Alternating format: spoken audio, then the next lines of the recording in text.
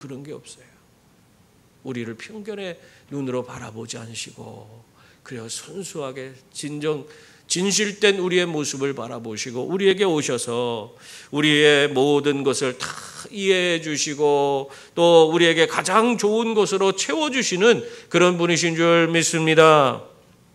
그러니까 우리가 편견을 갖지 않고 산다는 것이 얼마나 중요한 건지 몰라요. 여러분도 예수님을 품고 이러한 편견에서 벗어날 수 있기를 바랍니다. 하와이는 태평양 한가운데 있는 그런 관광섬이죠. 관광섬. 하와이는 미국령 관광섬이죠. 이 하와이에 있는 와이키키 해변이 아주 유명하죠. 그렇게 아름다울 수가 없다고 합니다. 그런데 여러분 한번 상상해 보세요. 그러한 아주 뜨거운 태양이 장렬하는 그런 아주 1년 내내 따뜻한 그런 기온이 있는 그런 하와이 섬에서 그곳에서 모피코트를 팔고 가죽 옷을 판다고 생각해 보세요. 거기는 사시사철 여름만 있는데 거기에서 모피코트를 팔고 그 가죽 옷을 판다면 그 장사가 되겠어요? 여러분 생각해 보세요. 말도 안 되는 거예요. 아이고 그거는 정말 정신 나간 짓이지. 그런 데서 어떻게 그런 가죽옷 겨울에 입는 모피코트를 그 털옷을 팔고 거기다가 가죽옷을 판다고 그 어떻게 그런 장사를 한다고 하냐. 사람들이 다 그렇게 생각할 거 아니에요? 근데 어떤 사람이 그런 엉뚱한 생각을 가지고 정말로 하와이에서 모피코트 상점을 냈습니다. 그래갖고는 사람들이 다 갸우뚱하는 거예요. 저게 될까?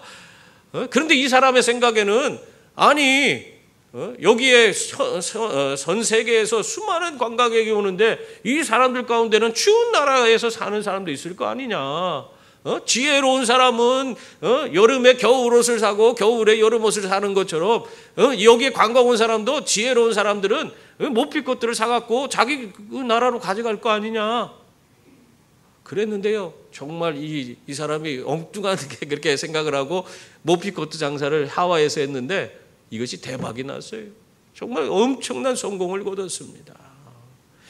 사람들의 편견 그것을 깨고 정말 자기 나름대로 그 편견의 틀을 벗어나서 장사를 시작했더니 정말 놀라운 성과를 거두고 대성공을 거둘 수 있었던 겁니다. 여러분 우리가 생각지 못할 그런 정말 하나님의 풍성한 은혜를 누리길 원한다면 내 고정관념에서 벗어나야 돼요. 그거 틀을 깨야지만이 하나님 주시는 놀라운 은혜를 우리가 덧입을 수 있습니다. 우리가 고정관념을 깨면요 창의력도 생기게 되고 새로운 세계가 눈앞에 펼쳐지는 것을 볼 수가 있는 것입니다. 여러분 예수님께서는 유대인들이 이러한 사마리아에 대한 편견을 깨길 원하셨어요. 그래서 그들에게 앞서서 친히 사마리아 지역을 다니시면서 복음을 전하신 것입니다. 여러분들도 이런 여러분이 갖고 있는 그런 여러 가지 다양한 내 경험과 지식이라는 편견, 또 내 관습, 여러 가지 전통 이런 편견에 사로잡혀서 오히려 내게 주어진 더 큰 은혜와 복을 바라보지 못하고 하나님의 위대한 일에 동참하지 못하는 그런 어리석은 자가 되지 마시고 우리가 그런 모든 틀을 다 내려놓고 오직 하나님만 바라보고 우리가 주님께서 인도하시는 대로 믿음으로 나아가서 우리가 하나님 주시는 더 풍성한 은혜를 누릴 수 있는 그런 분들이 다 될 수 있기를 바랍니다. 예수님이 이 사마리아에 있는 수가라는 동네에 도착해서 어디에서 머무셨어요? 야곱의 우물가에 머무셨습니다. 그때 어떤 일이 있었습니까? 오늘 말씀 7절 8절 보세요. 우리 한번 같이 읽어볼까요? 사마리아 여자 한 사람이 물을 기르러 왔음에 예수께서 물을 좀 달라 하시니 이는 제자들이 먹을 것을 사러 그 동네에 들어갔음이로라. 그렇게 말씀했습니다. 여기서 어떤 일이 있었냐면 물을 기르러 온 그런 사마리아 한 여자를 만나셨습니다.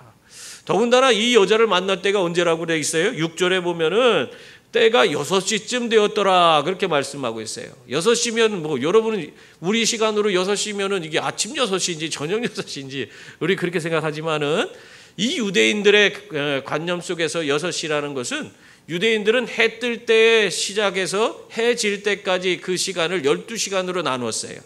그러면은 6시는 정오가 되는 겁니다. 난 12시가 바로 6시가 되는 거예요.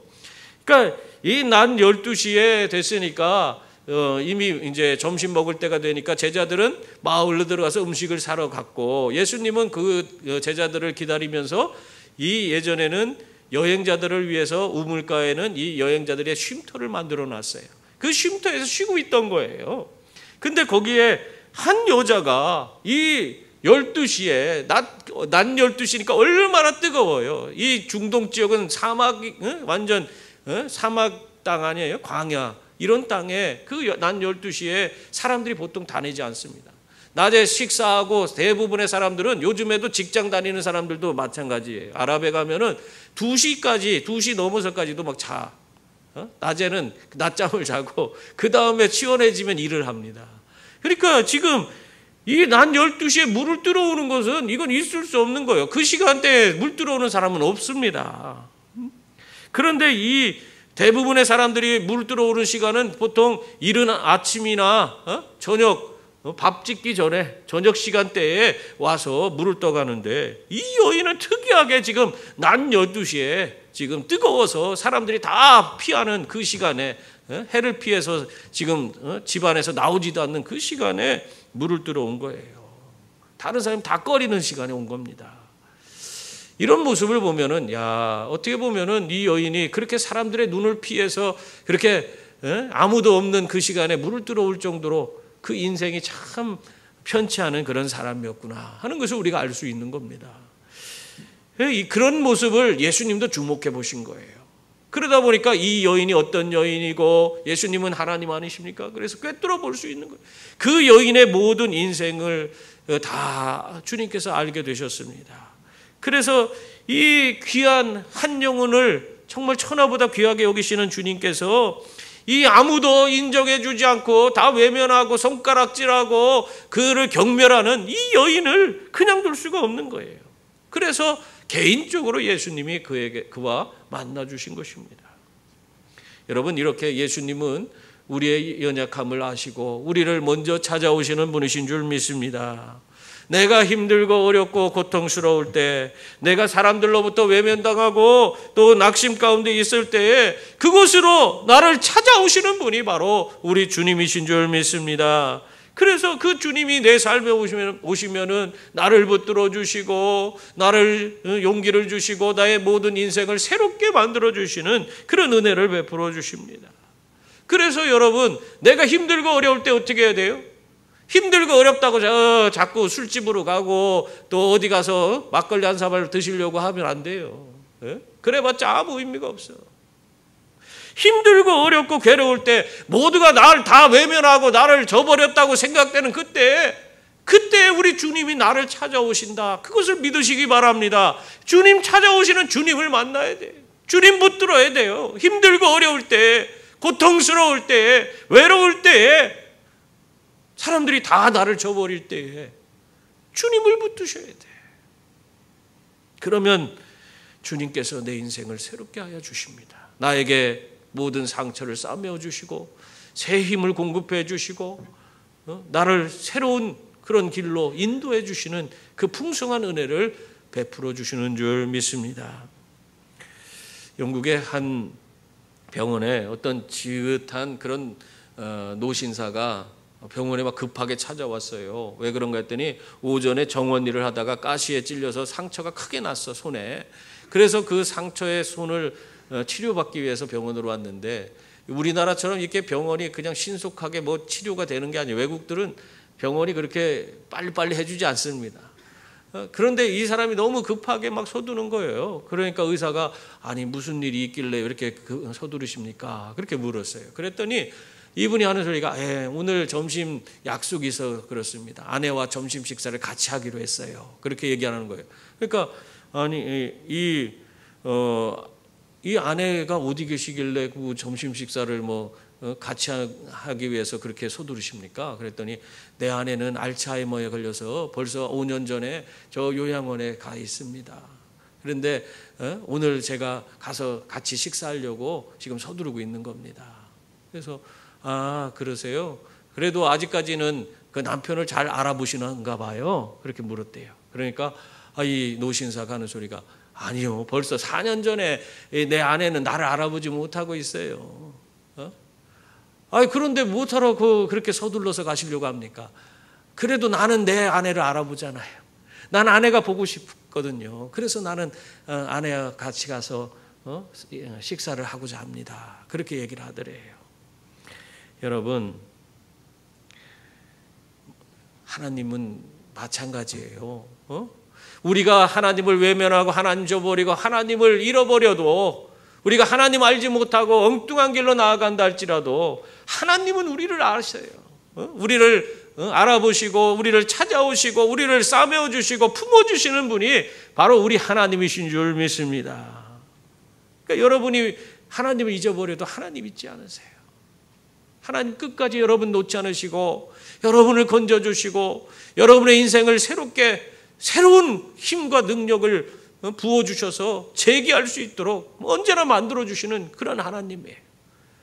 그 하나님의 손길 가운데 여러분의 인생을 온전히 맡기시고 하나님과 언제나 동행하시는 분들이 다 될 수 있기를 바랍니다.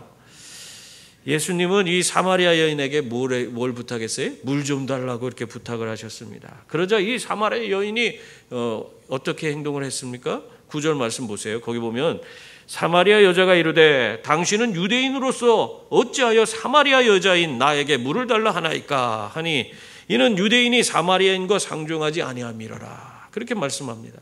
사마리아 여인이 예수님이 물 달라는 소리에 깜짝 놀란 거예요. 유대인이 자신에게 먼저 말을 걸어올 수가 없는데 말을 걸어왔기 때문에 놀랄 수밖에 없었던 겁니다. 왜 그렇습니까? 유대인은 사마리아인을 아주 개 돼지처럼 여겼어요. 부정한 그런 사람들이고 그 땅은 부정하기 때문에 거기 밟으면 그 땅 밟지도 않으려고 하던 사람들 아니에요? 그런데 그런 사람인 자기 사마리아 여인에게 먼저 예수님이 얘기를 걸어온 겁니다. 물을 달라고 그렇게 말을 걸어오니 이건 놀랄 수밖에 없는 일 아닙니까? 더군다나 이 당시에는 이 풍습이 뭐냐면 사마리아 지역 다 유대인들 문화를 갖고 있잖아요. 이스라엘 문화가. 그들 가운데는 뭐가 있냐면 공개된 장소에서 여자에게 말을 거는, 외간 남자가 말을 거는 이런 행위는 금기시되어 있어요. 그거 해서는 안 되는 일이에요. 그게 이 사회 통념이에요. 그런데 지금 예수님께서 알지도 못한 여자에게 지금 말 걸고 있는 거예요. 여러분, 이러한 모습을 이 사마리아 여인이 보이니까 예수님이 한마디 하십니다. 10절 말씀 보세요. 뭐라고 하고 있습니까? 예수께서 대답하여 이르시되 내가 만일 하나님의 선물과 또 내게 물을 좀 달라 하는 이가 누구인 줄 알았더라 하면 내가 그에게 구하였을 것이요 그가 생수를 내게 주었으리라. 그렇게 말씀했어요. 이 말씀이 무엇이냐? 좀 복잡하죠?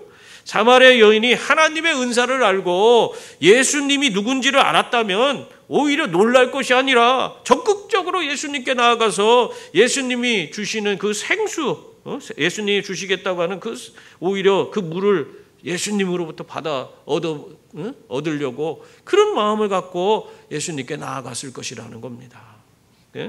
그런데 사마리아인은 이렇게 예수님이 자기에게 찾아왔음에도 불구하고 어땠다는 거예요? 영적으로 눈이 어두워서 예수님이 그에게 찾아가 말을 걸고 그에게 부탁을 하고 그와 어떤 그의 삶 속으로 개입하시려고 하는데도 불구하고 영적으로 눈이 어두워졌기 때문에 도저히 예수님을 받아들이질 못하는 거예요.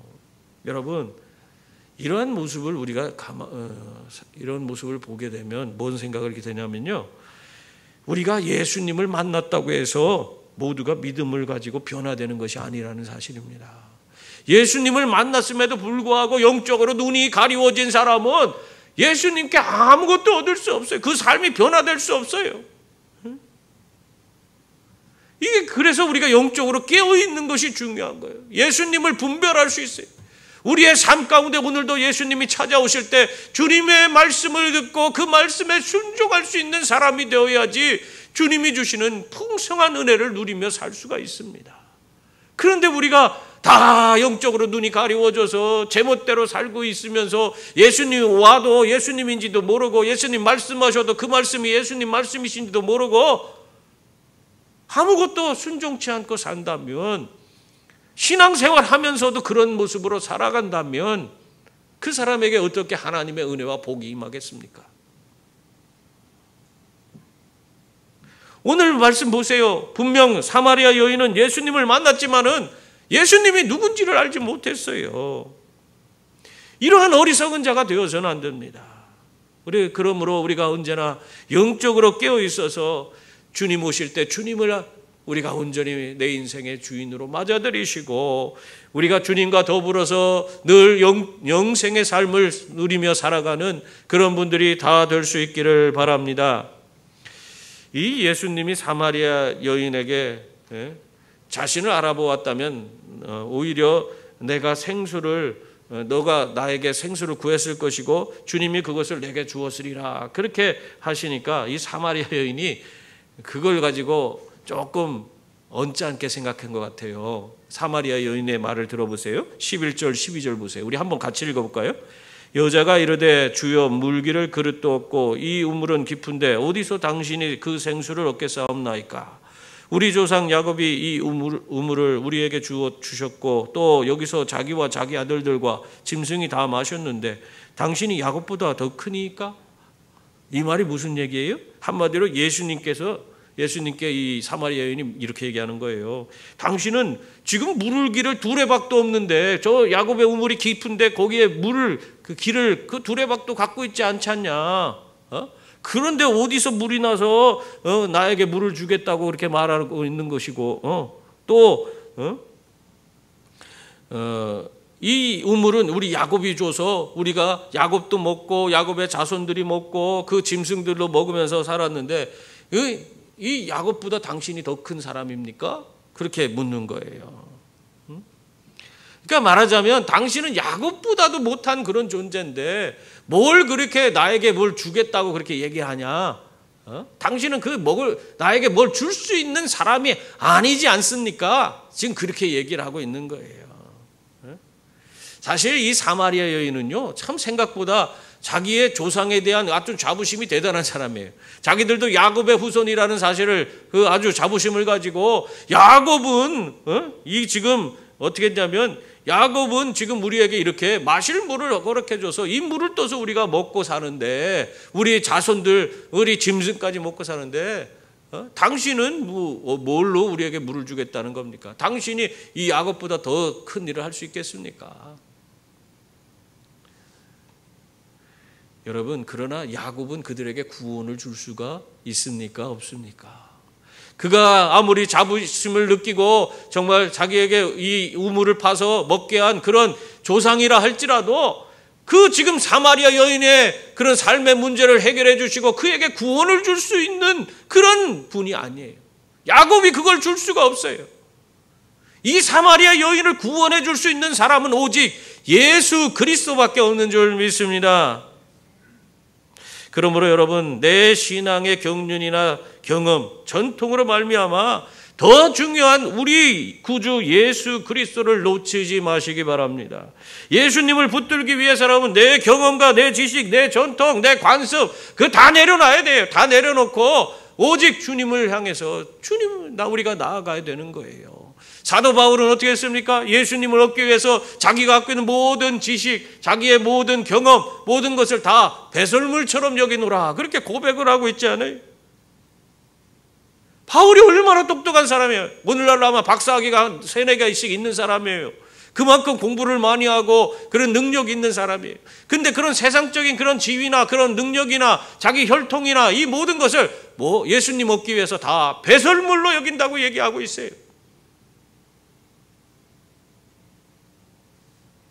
여러분, 이러한 고백이 우리의 고백이 될 수 있기를 바랍니다.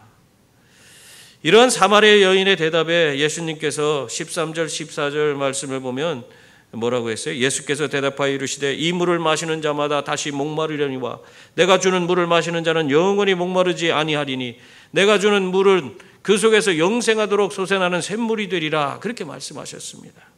예수님은 영적으로 무지한 이 사마리아 여인에게 자신이 어떤 분인가를 지금 가르쳐주고 있는 것입니다. 예수님은 이 야곱의 우물에 그 물을 마시는 그런 자는 다시 목마르지만 예수님께서 주시는 물은 영원히 목마르지 않는 영생의 물이라고 말씀하고 있습니다. 그러므로 여러분, 우리가 다른 데서 우리의 갈증을 해소하려고 하지 마세요. 우리의 영적인 갈증은 해결되지 않습니다. 오직 예수 그리스도께서 주시는 영생의 물을 마실 때에 그때 우리는 영혼의 갈증에서 벗어나게 되는 줄 믿습니다. 그런데도 세상 많은 사람들이요, 세상의 우물을 길어서 자기의 영혼의 갈증을 채우려고 그래요. 그 갈증을 없애려고 합니다. 그래서 돈과 명예, 권세, 지식의 물을 세상의 우물에서 떠서 그걸 가지고 자기의 영혼을 만족시키려고 애를 쓰고 있어요. 그러나 그들의 영혼의 갈증이 다 해결됩니까? 해결되지 않아요. 그것으로는 결코 우리의 영혼의 갈증을 해결할 수 없습니다. 아무리 세상의 우물에서 떠서 돈과 명예와 권세와 지식의 그런 물을 먹는다 할지라도 계속해서 끊임없는 갈증이 일어나게 되는 것입니다.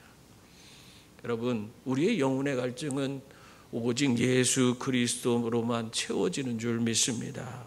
우리 내면에서 샘솟는 영원한 샘물, 바로 예수 그리스도가 있어야지 그 갈증이 해결되는 것입니다.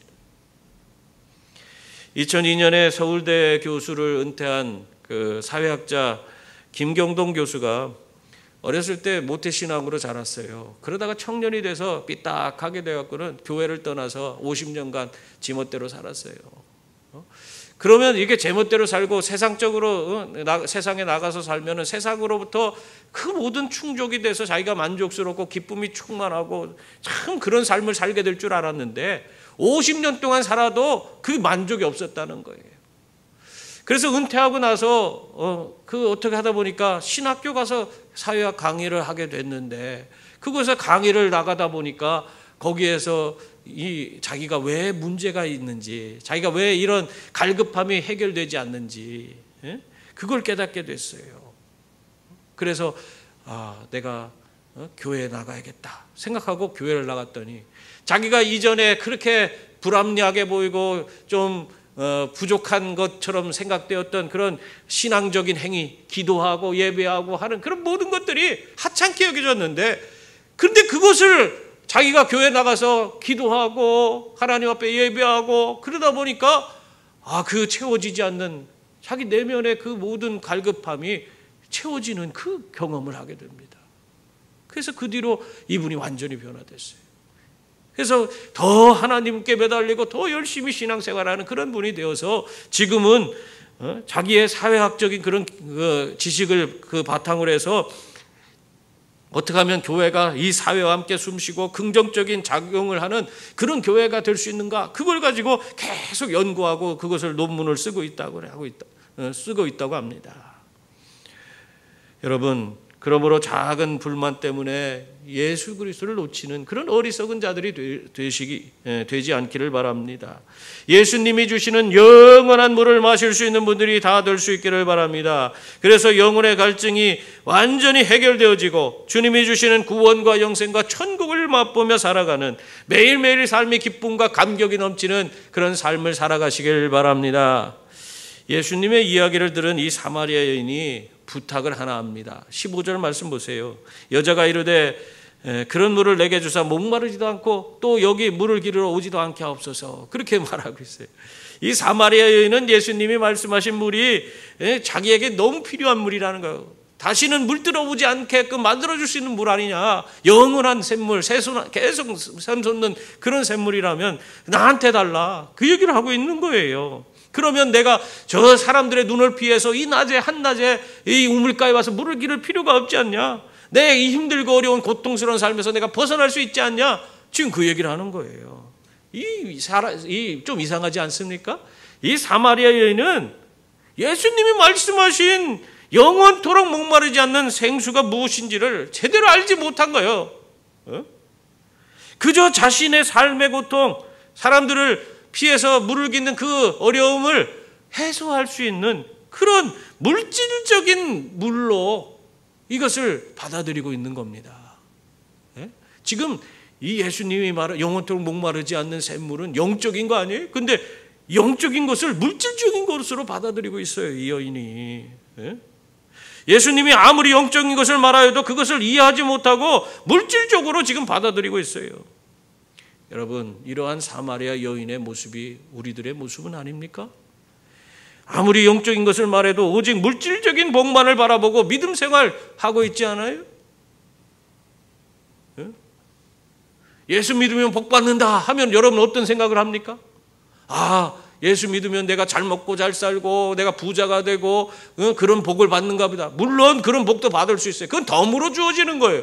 우리가 예수 믿으면 복 받는 것은 다른 게 아니에요. 하나님이 우리와 함께하는 그것이 진정한 복입니다. 하나님과 우리는 깨어진 관계가 회복되어지고 하나님과 더불어 동행하고 그분이 주시는 풍성한 삶 속에서 늘 기쁨과 감격이 넘치는 하나님과 교제하면서 매일매일의 삶을 살아가는 그런 삶을 사는 거예요. 그렇게 살면서 물질적인 그런 거는 덤으로 주어지는 거지. 그건 있어도 되고 없어도 되는 거예요. 그런데 우리는 복 받으라 하면 복은 무조건 물질적인 거, 영적인 것을 생각하지 못하고 무조건 물질적인 것만 바라보고 있어요. 사마리아 여인과 우리가 뭐가 다릅니까? 주님의 도움으로 내 것을 지키고 채우는 것은 원하지만 정작 주님이 쓰시겠다 하실 때 내 것을 내어드리는 그런 사람이 얼마나 적은지 아세요? 제대로 내어드리지도 못하는 것이 우리들의 모습 아닙니까? 하나님의 말씀대로 순종하지 않고 세상을 따르면서 제대로 신앙생활하는 사람이 어디 있어? 그렇게 이야기하는 사람이 또 얼마나 많습니까? 우리 가운데. 여러분, 주님은 오늘도 우리들에게 영원히 목마르지 않는 샘물로 나오라고 말씀하고 있어요. 그 샘물을 마시라고 말씀하고 있어요. 물질적인 세계에 갇혀서 살지 말고 영적인 것을 바라보고 믿음의 눈을 뜨고 주님이 원하시는 그런 주님과 함께 동행하는 삶, 주님이 주시는 그 풍성한 삶을 누리는 그런 자들이 되라고 말씀하고 있습니다. 오늘도 우리가 정말 내 인생의 모든 것들을 다 주님께 온전히 맡기고 주님이 주시는 영생의 샘물을 마심으로 우리가 오늘도 세상을 이기고 승리하며 하나님을 기쁘시게 하는 그런 자들이 다 될 수 있기를 주님의 이름으로 축원합니다. 기도하겠습니다.